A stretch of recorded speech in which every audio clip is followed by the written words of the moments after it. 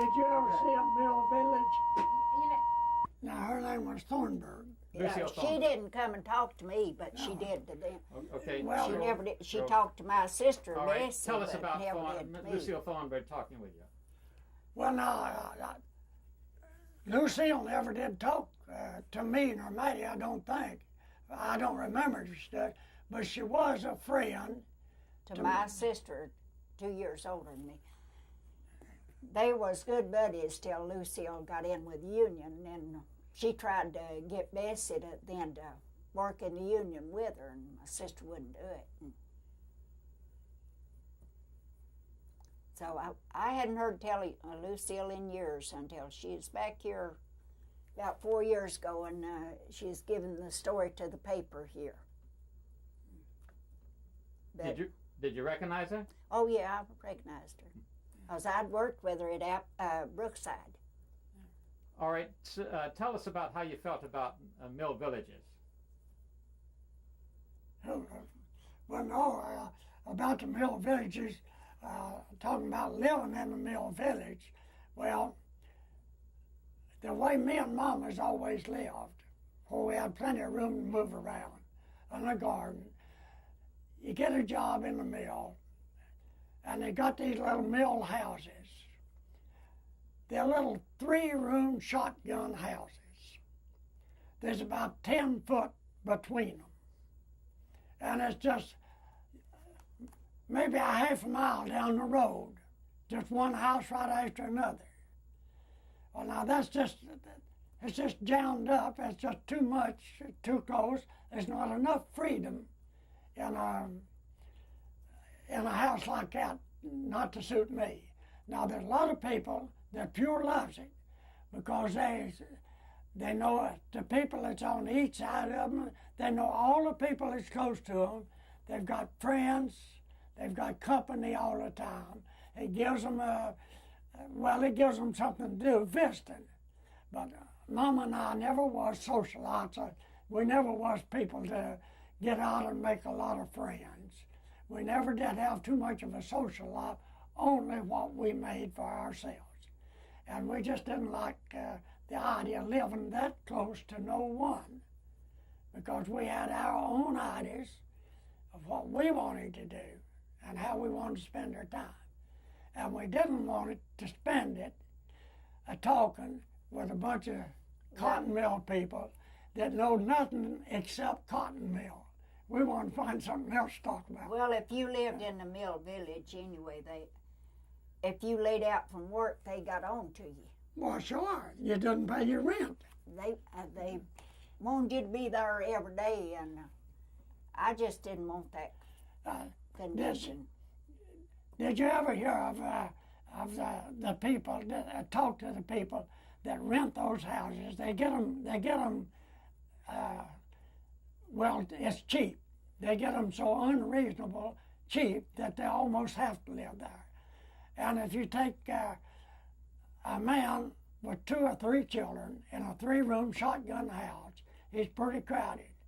Well, if he's just the one man that's working in the mill, and he's off 2 days, the mill is deducting his house rent from his paycheck. He just don't have that much to live on. And but there is an awful lot of people that's almost forced to live in those mill houses, because back during that time now, the time I'm talking about, back in the early 30s, times could have been, as compared to now, they were real hard. And if there's one man with 5 in the family, even if he worked every day of the week, it pushed him to have enough to live on and live reasonable. Lynchburg, Virginia, they had mill houses. And, the only ones that we actually seen, are even looked at, I believe it was in Birmingham, wasn't it? Or was it? No, it's in Anniston. I tell it. One little old town in Alabama, and then Well, I wanted to part Lynchburg, but I never wanted to. Anyway, the one that we looked at was in Alabama. And I say looked at it, was one, when we signed up to go to work, they wanted to know if we wanted a mill house. And of course, we did go look at them. That's why I know there's 3-room shotgun. We looked at them, and there was about 10 feet between them. And that just wasn't for us. Tell us about your car. Did you have did you own a car to drive around to all these different places? Sure. Tell us about your car. What kind of car did you have? Well, then, let's see, we had a 28 Ford, wasn't it? I don't remember if we had a Ford or the big Buick.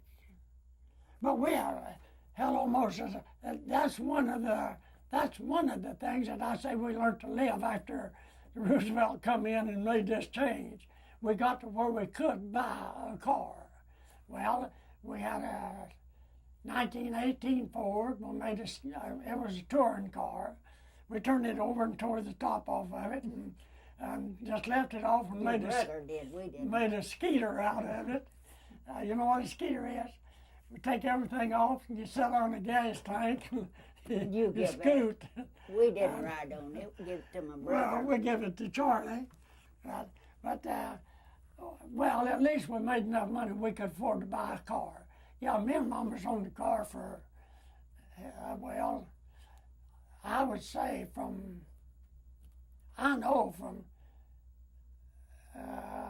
28, no, I think first in 31.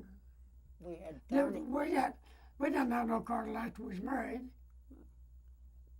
I had an old Skeeter. We had 32. The first car me and Mama bought, we bought it in 32. And that was a Ford A model. Ford A model. 1929, 28 or 29. You know, they had the A model and the B model. So we had the A model. That's the first car we bought. But we had a car, and we didn't manage to save a whole lot, but we always had enough money that if we wanted to go anywhere, we had a car to go. And we had no problems going places. It just it didn't worry us at all. Of course, a lot of people that talk about, well, how can you do this? How can you do that? Well, hell, we just got up and done it. We didn't ask nobody how to. We just done it. If we wanted to go somewhere, if we got tired of this mill, goodbye, Susie. We just picked up and left. We lived in California 3 different times. You know, at one time, now you think this is a story. At one time, right over here in Middlesboro, they got a little mill over there. They run plastic stuff. It's stuff for suspenders. You know, me and Mama worked at Brookside one shift and drove over there and worked another shift. Just work on that material and never did go back after a pay. It's still, we worked 2 weeks over there. We never did collect a dime. It's still over there. We just wanted to see the material and work on it. What about your children? We never We had got no children. We got no children. Well, we take our dog with us. If we had a dog, we'd take him with us. But we didn't have no children. Well, see, that's where we had the advantage. 2 of us working. And we could work over here. Say we work at Brookside and work 2 or 3 months. We put back just a little bit each week. No matter what come up, we put that amount back.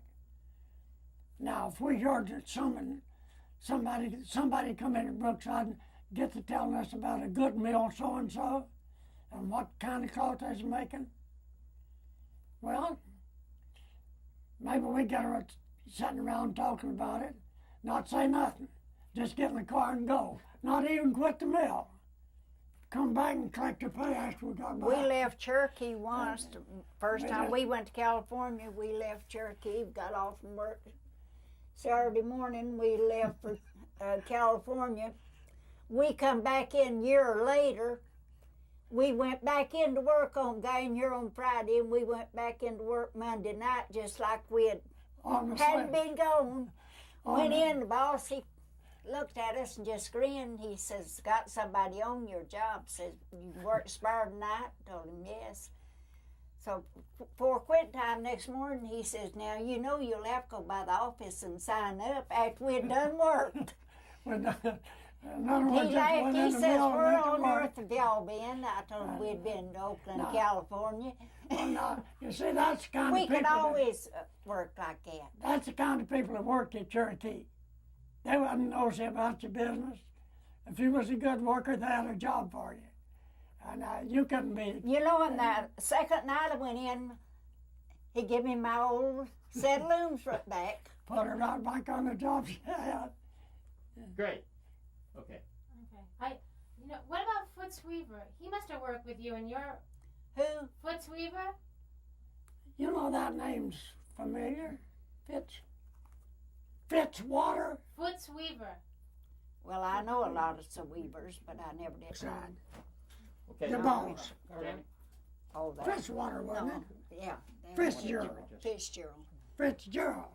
Are you talking about Fitzgerald? No, she said Weaver. You want the picture? Where do we not know that Oh, name? okay. I don't know. Where did you get the name Fritz Weaver? Foots Weaver. He worked in the mill with you. Well, we worked in so many mills. Did he work at Cherokee? Mm-hmm. Yeah, that's where I seem to think he. Let's get Brookside Outlet Center. It's behind you. Okay. My headphones are cutting out. Okay. Speed. We're out here at the Brookside Outlet Center. It is even said that Elvis has shopped here. So y'all come on down. We got the best bargains anywhere in the state, anywhere in Knoxville. Y'all come on down. I don't know. I've lost it. Sorry, behind? Yeah. Jamie, the receiver. Yep. All right. Could you tell us where you worked? Where we are and where you worked? Well, right now we're in front in the parking lot of Brookside Mills. Now, behind me would be That was number the one. clothes room. And this one over here would be number one weave room. Now, over where the 2 stories, that's number 2 weave room. Mama and I both worked on the second floor of number 2. I've worked in weave every room. one of them. And our boss was Fitzpatrick, was his name. I worked on corduroy, and what was you running them? Denim? No, ginghams. Gingham. The Brookside Mill, they run several different types and kinds of clothes. Brookside, well, they had the velvet, they had the corduroy, they had the chambray, like this blue shirt, and they had the denim, and they had gauze, and they had the poplin, they had broadcloth. Oh, I don't know, just about anything that you can name, Brookside run it. Tell us what happened to this mill. And this mill, in my opinion, which it could be a very poor opinion, but it's still my opinion, this mill was shut down by the union. The unions Well, the kept union asking, bankrupted. the unions kept asking for more and more and more, a bigger percentage of the product, until the mill just could not afford to pay what they was asking. So rather than to squabble with them, in my opinion, the mill just shut it down and moved the stuff out. Where did they move to? Acapulco, Mexico. I think they went to Acapulco, I know they Mexico. did. 'Cause, Now, we have some friends that went with them. my boss And went with them. the man that Mama worked for, he went with them. They even asked me and Mama to go, but it was just too far and snaky, and we stayed at home. We just stayed here at home. But the mill itself, they done the biggest disservice to this town that it could have been done. There was a lot of people knew nothing but textile. that made the living here. They lived around here in this neighborhood. They had stores, schools, good schools for the kids to go to. When the mill was shut down and they lost this payroll money, this tax money, then this neighborhood over here, I don't say it's short, but it likes a whole lot being what it was at one time. Okay, now could you take us around to the other side of the mill so we'll see where you worked there? Now, if you'll follow us, we'll just go around to where we used to work. We'll go to the back side of the mill, Okay. and we'll see you there. Judy, would you close the hatch on the van? Of course, I'm known over to another Jamie, building. hold on a second, okay, bud? What are we going to do with the tripod? Is it going to cut? That's where Frank worked. And, So what part were you just pointing to? huh? Which part were you pointing to? Right Well, there was the the- kitchen. They This called part, it kitchen. you come right towards that door. That part was called the kitchen. There was a weave room. My brother-in-law, Frank Davis, he worked there all the time. He was a loom fixer, and he worked there in the kitchen all the time. Why was it called a But, kitchen? Well, because it was just off to itself. it was off to itself, and it's down on the ground floor. And as It was I can usually remember colder it, in there. the first time that they ever had these machines, you know, that you can get peanuts and candy and things, that's where it was put. And it, I don't know, they just nicknamed it the kitchen. They just, Let's go around. that's where the change has been made. They've got that locked up. They got different stuff, and now you can't go through there. Well, we used to go to the back of the mill, we went right straight through there. This out here, of course, you know, is the boiler room. He has to walk faster now. Cut it down. This place I'm looking at now, this side of the mill, this was a loading dock where the cotton come in, where them, it's what's called an opening room. When the cotton comes in, they open the bales and run it through the carton down into the spinning. That's they still got the old loading platform there. It looks kind of bad. It's all junkied up. It's a pity too, because this old mill here's put so many good dollars into the coffers here in Knoxville. It's a shame that anybody, union or anybody, would come in and just tear it down and put so many people out of work. It's a shame that they done it. It's just something that, I don't know, that makes you look back on poverty and wonder what happened. Well, that woman paid off Just- every one of the debts. It's in the paper. The head of the payroll woman, she still collects rent and all, and they had a whole column, a whole section in the newspaper about 4 years ago where she had paid off every debt Brookside ever owed.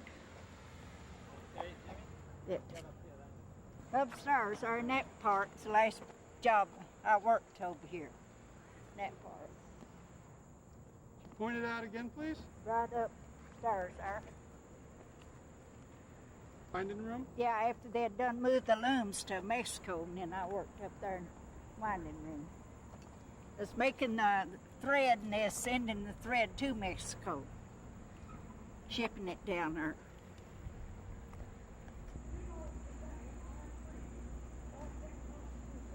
I got lost in it.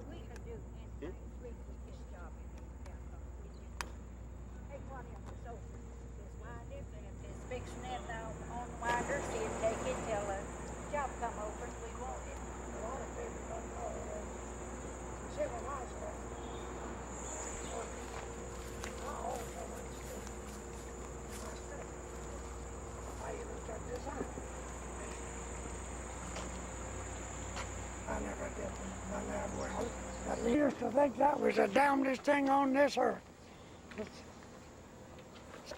Stand back here at the fence and look up yonder. You know, I've seen people working up on top of that thing. I wouldn't have done it for $1 million an hour. I just wouldn't done it. That's really something when you get up on that thing. You get back in there. See how big that old mill is? You know, I was just telling him, They sure let it run you know, down there. there's times that I have dreamed We're going to have to do that again. Yeah, I worked here years and years They've ago. been working on it, so we're getting them to describe what it was like when they worked there. We're just going to go up there in just a minute. Okay, let's move on up here. No, probably not.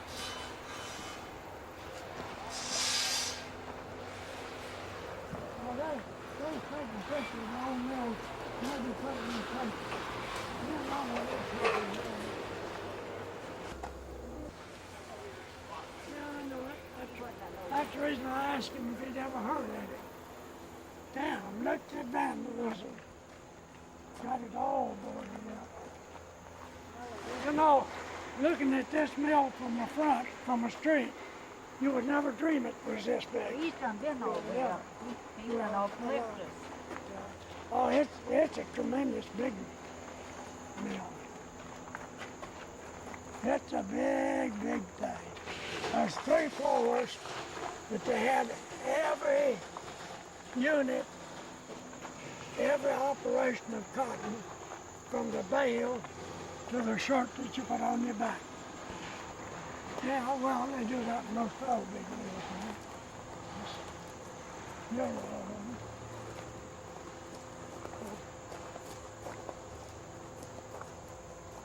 that was your old water reservoir in there. I worked in all 4 of the weave shops here. He's gonna walk you all the way to the top, over Yeah. to the. You'll be over on the expressway directly. I was shooting in the military that damn day. She said you couldn't Yeah, get right. rid of it. She likes to carry it.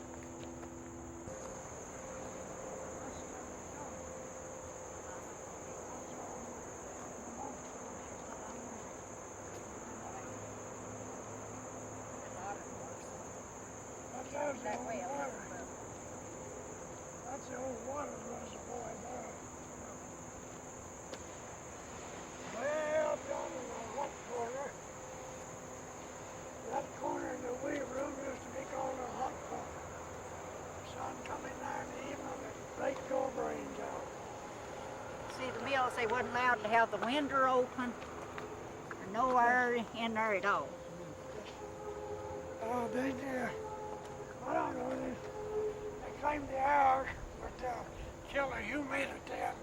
You had to have the humidity to hold the yarn together.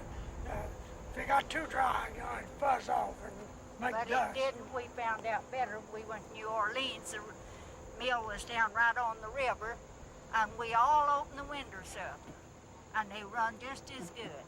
Could you turn around, both of you, and I want you to tell that story about dreaming about being in the mill, okay? Yeah. Well, you know, this old mill, it is a big place. There's lots of rooms, lots of departments, lots of work.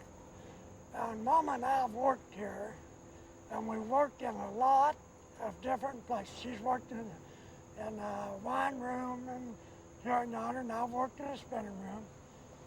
And even after we left here, there's been times that I'd wake up in the night and I'd be dreaming about working here, and I was lost in the mill. I couldn't find my way back to my job. I'd have to ask somebody, how the hell you get over to the kitchen or over to number 2 weave room? At that time I was working in number 2 weave room, and my brother-in-law was working in the kitchen. I'd go down and we'd have a sandwich, And when I'd start back, I'd get lost before I got there, and I'd have to ask somebody how I could get back there. You were saying that some people worked in one part of the mill and never went to the other. Yeah. Oh, there's plenty of them. There was in There's weavers that learned to weave right here. Say they learned to weave in number 2 weave room on one kind of cloth. Ginghams or chambray or corduroy, whatever.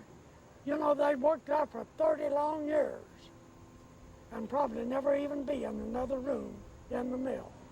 Never know anything except just right there on that job. How many looms to run, what they was making, what it was made for, and that was about it. They just tied up in that one department. And it didn't suit me much. I like to move about. What about, how do you make you feel when you look at this old mill now? Well, just tell you the truth, it makes me feel sad.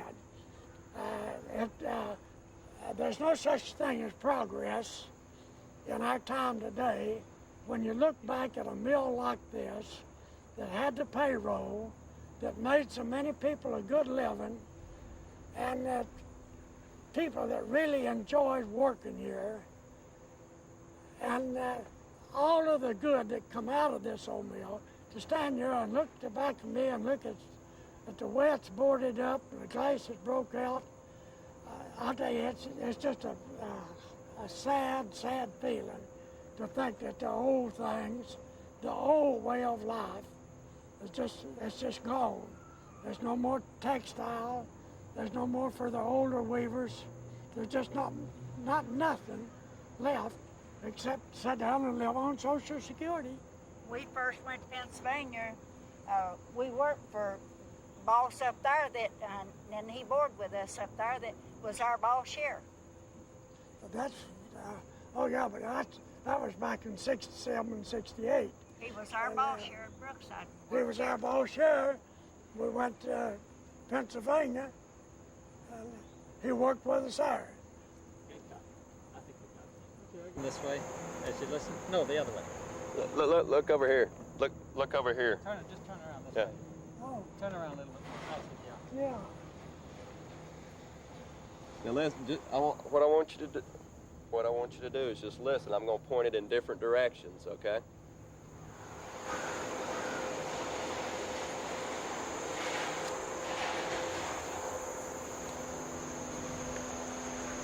Bye.